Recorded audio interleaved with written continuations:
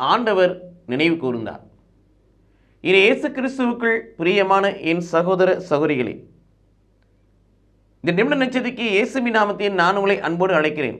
அன்னாளை, சாமுவேலின் தாய் அன்னாளை ஆண்டவர் நினைவு கூர்ந்தான். காரணம் எங்கனம் இது நிகழ்ந்தது? இது இயேசு கிறிஸ்துவுக்குள் பிரியமான என் சகோதர சகோதரிகளே, குழந்தை பாக்கியமற்றவளாய் மலடியாய் அன்னாள் இருந்தாள். ஆனாலும் பிரியமானவர்களே, அவள் பொறுமையாய் இருந்தாள்.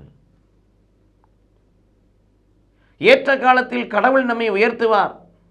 1 பேதுரு 5:6 வாசிப்பது போல, ஏற்ற காலத்தில் கடவுள் என்னை உயர்த்துவார் என்றும், சபை உரையாளர் 3:11 வாசிப்பது போல, கடவுள் அதனது காலத்தில் நேர்த்தியாய் செய்வார் என்பதை நினைத்து விசுவசித்து பொறுமையாய் இருந்தார்.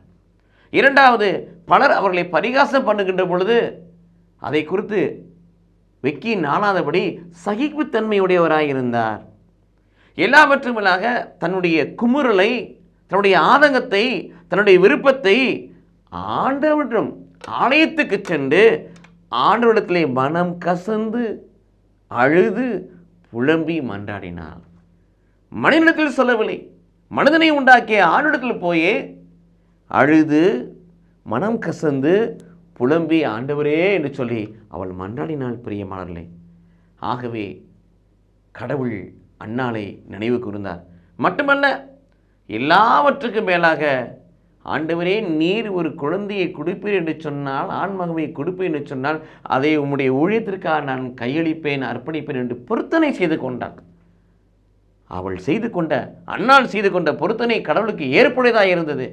ஆகவே ஆண்டவர் அன்னாளை நினைவு கூர்ந்தார், சாமுவேல் என்ற குழந்தையை கொடுத்தார். இது இயேசு கிறிஸ்துவுக்குள் பிரியமானவர்களே, குழந்தை இல்லை என்று சொல்லி நாம் வருத்தப்பட வேண்டாம். உயிரை கொடுப்பவர் கடவுள், குழந்தையை கொடுப்பவர் கடவுள்.